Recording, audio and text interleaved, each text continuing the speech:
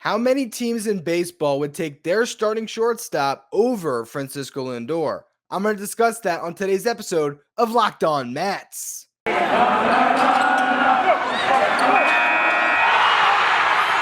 are Locked On Mets, your daily New York Mets podcast. Part of the Locked On Podcast Network, your team every day.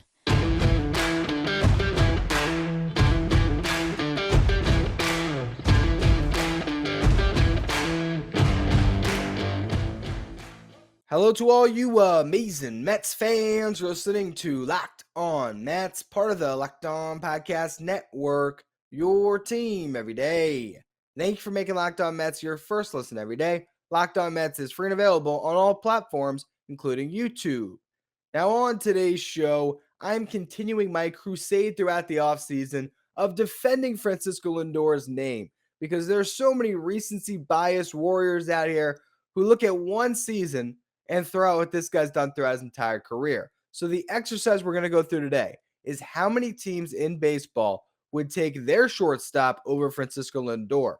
In the first segment, I'm going to rattle through all the teams that obviously would take Lindor over their current starting shortstop. In the second segment, we'll get to the other side of the coin, the teams that absolutely would take their shortstop over Lindor. And then in the last segment, we'll talk about the remaining teams and how Lindor stacks up among the best shortstops in baseball. Before we get to any of that, though, I'm your host, Ryan Finkelstein. If you want to find any of my work, follow me on Twitter at FinkelsteinRyan. You can also find some of my writing about the Mets at justbaseball.com. So let's just go through all the teams that would obviously take Lindor over their current shortstop. And we'll start in the division, the Washington Nationals. Alcides Escobar right now, as far as I can tell, is their starting shortstop. I don't know if they have a prospect that's waiting in the wings, but they re-signed Escobar. He was the guy manning that position at the end of the season. So I'd take Lindor over Alcides Escobar for certain. Then you get to Dansby Swanson, a good year for sure, 27 home runs, had a better season than Lindor. But who are you really taking here? Lindor or Dansby Swanson? Personally, I really don't think that is much of a debate either. Lindor's been the better player. You go to the Phillies. Right now, I was very happy to find out that Didi Gregorius is still under contract for next season. So hopefully that's their guy again. And of course, Lindor much better. You got Miguel Rojas for the Marlins, a good starting shortstop, but not better than Francisco Lindor. So then you go throughout the rest of the National League and some other teams here. You got Edmundo Sosa for the Cardinals, a good defensive shortstop, really his first year this past season. He's the guy that hit the ump in the face in that game against the Mets in September. Lindor better. Kyle Farmer for the Reds, as far as I can tell, might be their shortstop next year. Just not a lot of good options there. Nico Horner for the Cubs. Kevin Newman for the Pirates, a really good defensive shortstop, but offensively, not much of a hitter. Right now, who's going to replace Trevor Story in Colorado? Is it Brendan Rodgers? Maybe. Regardless, Lindor better. You go to the Diamondbacks, Nick Ahmed, a good defensive shortstop, but Lindor has that as well, a better offensive player. In the American League, you got some teams here, the Baltimore Orioles, Jahmai Jones, Lindor better. You go to the Yankees, is it Gleyber Torres? Is it Gio Urshela next year? How are they going to line their infield? Who's going to be the starting shortstop? Who knows? Regardless, unless they make an addition, Lindor is better. You go to the Cleveland Guardians, our old friend Ahmed Rosario. We know the answer to that question. Kansas City Royals, Nicky Lopez. Really nice year. Really good defensive shortstop. I think they'd still take Lindor next year. And obviously, we're not just talking about the contract, because what I want people to do is move beyond the contract, because there's so many people writing off Lindor because of the dollars attached and not just focusing on what he can bring to the Mets as a player next season.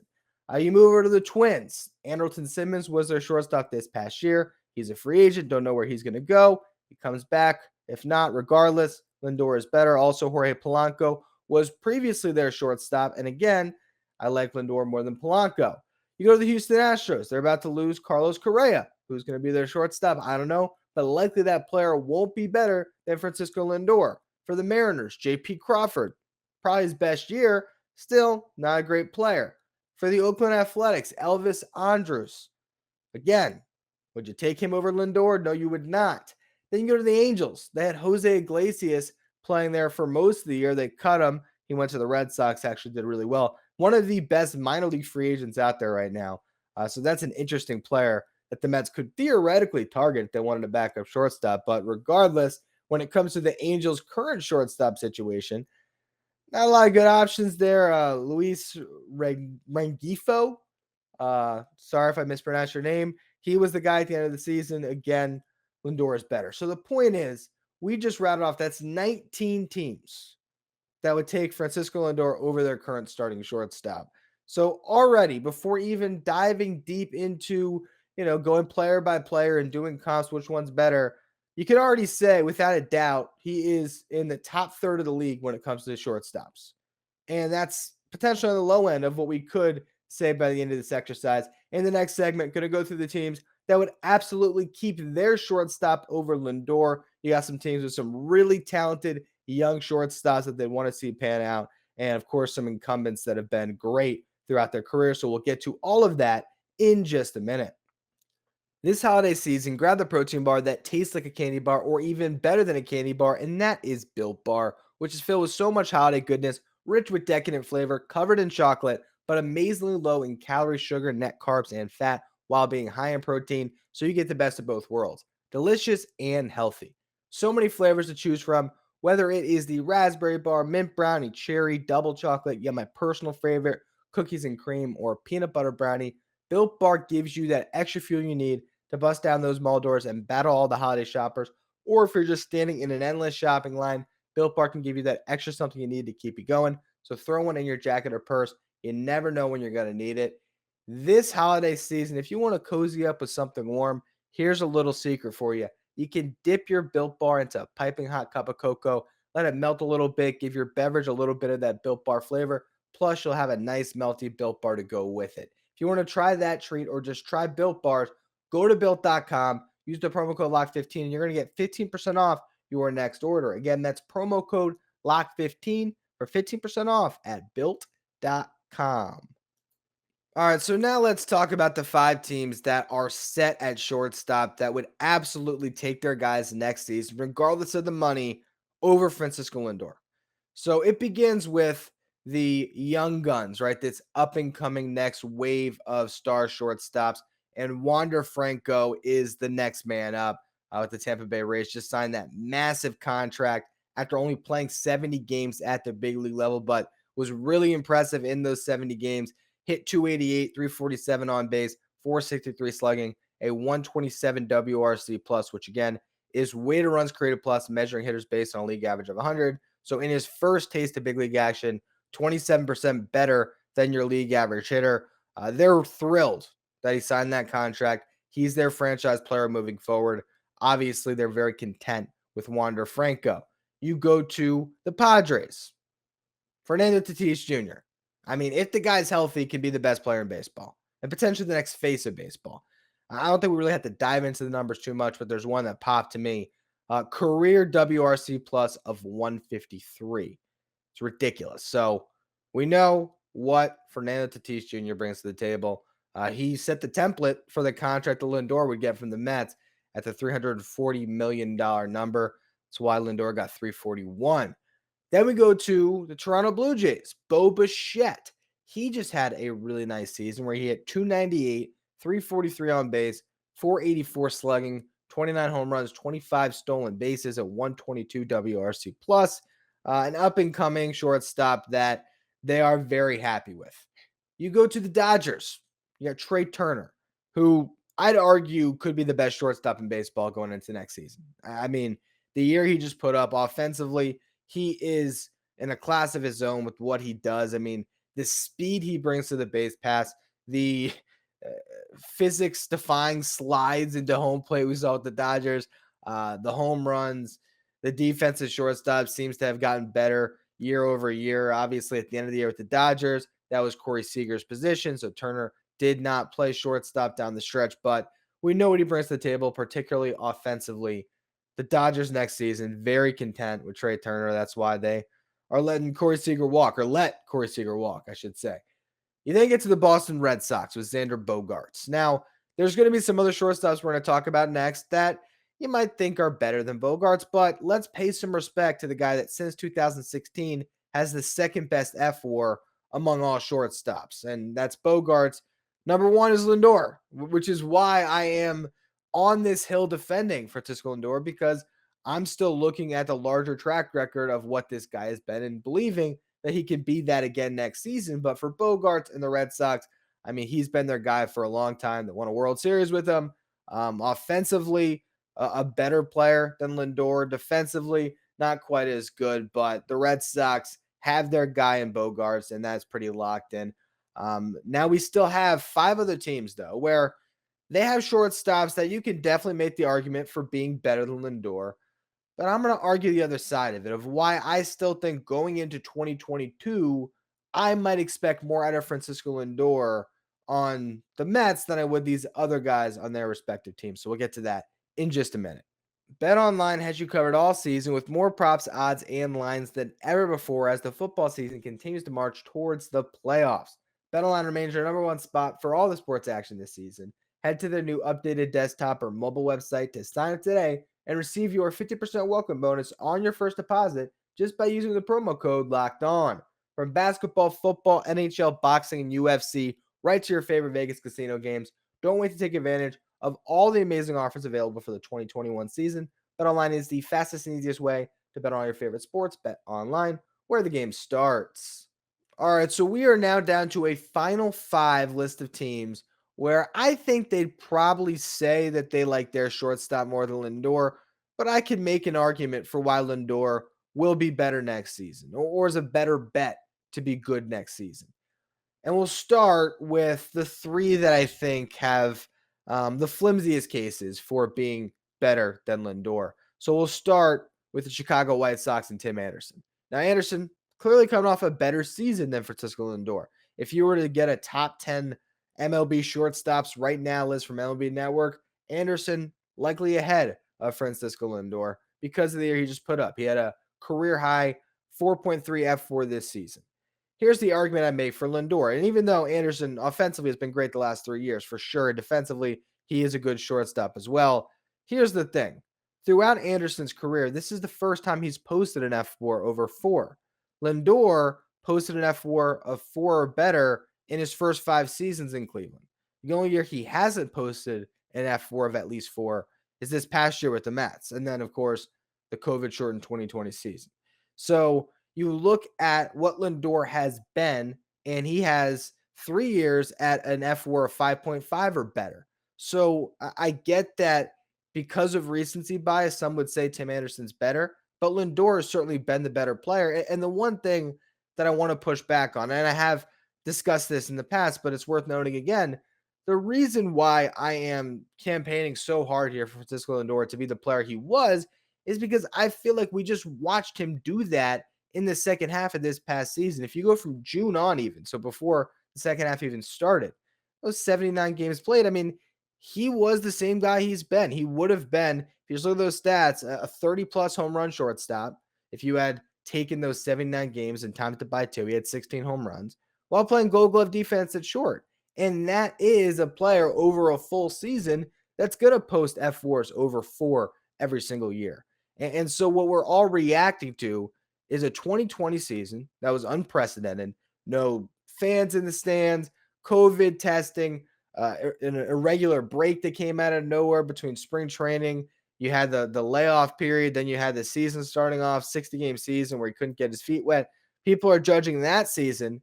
And then really the first 2 months of 2021 where he was dealing with the weight of that contract. And the only thing that I again will mention when I alluded to last week talking about Carlos Beltran is it's just not wise to judge a player based on the first year of a long-term deal. Give him some time. And if you just look at the larger scope of things, Lindor, a better shortstop than Tim Anderson. You could say the same thing about his career compared to Willy Adames with the Brewers, who just had a great year after he got traded from the Rays as they cleared room for Wander Franco at short. The Brewers get their franchise shortstop now in Adames, who posted a great season with a 4.1 F4.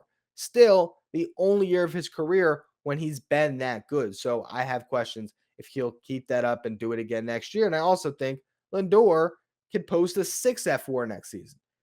You go to Javi Baez now for the Tigers, and I don't think we have to really spend too much time on that Mets fans know about Javi Baez's game. While at his best over the final stretch of the season, sure, maybe he could be better than Lindor. But what we've seen throughout their careers is Lindor is a far more consistent player. Baez with the strikeouts and all of the different things that he brings that you don't love with the plate discipline. It makes him a flashier player at times, but not necessarily a better player by any stretch of the imagination. Now we get to some interesting teams. We got the Texas Rangers, who just gave Corey Seager $325 million. Now, when Seager's healthy, maybe he's the better player, but that's the big when he's healthy. That's the big if. I mean, he only played 95 games this past year. I'd have serious concerns about that over a long-term deal. So if we're just comparing the long-term deals, when you look at the floor of Lindor's defense compared to Seager, whose defense, could certainly push him towards third base at some point in his career, and you look at that, I just think that maybe Lindor has the better season next year. At least we'll be out there for 150 games compared to Seager, who might only be out there for 75 games. At the same time, they also have Marcus Simeon, who has been offensively, potentially one of the best shortstops in baseball the last 2 or 3 years anyway, who's going to be playing second base now for the Rangers. So they have two guys there. They're fine at shortstop for sure. But again, I think Lindor can be better than both of them still. Then you get to Brennan Crawford, who certainly had a better season than Lindor. I mean, one of the best seasons of any shortstops in baseball, 5.5 F4 a year, a career season at age 34. He was fourth in MVP voting, a 139 WRC plus. The guy was awesome. But what I would say is if we're going to look at their entire careers, so far up to this point, Brennan Crawford only has 3 seasons with an F4 over 4 across an 11-year career. So he hasn't consistently been great. He'll have a great season here and there, but he doesn't always put that up year over year. So I'm not sure if he's going to give you that same production next season at 35 years old. And honestly, I'd probably still bet on Lindor to have a better season next year. Now, with that said, that clears all the teams. So one way or another, depending on how you feel about those 5 teams, Lindor's at least in the top third when it comes to shortstops in baseball. I still think he's a top 10 shortstop. I don't have that list in front of me. I didn't dive too deep into that right now. It was more to talk about how Lindor is perceived around the game. And as much as you could talk about the 10-year deal and the down season, the Mets are going into next year with a shortstop that almost any team in baseball would want over their current guy. And the 2 players I should mention before we close, you still have Trevor Story and Carlos Correa. Carlos Correa coming off a far better season than Lindor. He's going to get paid. We'll see where he goes. That will certainly take one of these teams that signs him off of the list of teams that would want Lindor over their current shortstop. But like Seager, injury concerns certainly a question there. And then you get to Trevor Story. And if you look at Story, you can make the exact same argument you'd make for Lindor about just one down year for a shortstop that's been great throughout their careers. Here's an interesting stat for you. From 2018 to 2020, Trevor Story hit more home runs than any other shortstop in baseball with 83. He had a 13.6 F4 during that span, that 3-year window, which is the second best mark of all shortstops in baseball. But who was the best? Francisco Lindor. That's including the 2020 season where Lindor wasn't great, but he was that good in 2018 and 2019, which was not that long ago, that he still ranked out in that 3-year window as the best shortstop in baseball. And since 2016, the best shortstop in baseball based on F4. So when I look at the larger sample size of things, when we look at his career, this guy's been a superstar. He's been an all-star. He's done it all. I'm not discounting him after one season. And that is an argument I will continue to make throughout this offseason. And if Francisco Lindor makes me eat crow in 2022, I'll gladly do it because I still believe that what we saw down the stretch is a player that is by no means washed, by no means on decline, and still in the prime of his career. Anyway, that's going to be all for today's edition of Locked On Mets. On tomorrow's show, I'll be breaking down the Buck Showalter introductory press conference, giving you my key takeaways from what we learned throughout that. Then we'll close out the week on Thursday this week with our annual tradition. It will be the Festivus celebration, airing of grievances on Locked On Mets. That is always a fun episode. Anyway, as always, thank you for listening. Make sure you follow, rate, and review wherever you get your podcast. Make sure you follow me on Twitter, at Finkelstein Ryan. Follow the show at Locked On Mets. Thank you for making Locked On Mets your first listen every day. Now for your second listen, check out Locked On Bets, hosted by your boy Q and handicapping expert Lee Sterling. Locked On Bets is where you should go for all your daily gambling needs. You can follow Locked On Bets wherever you get podcasts.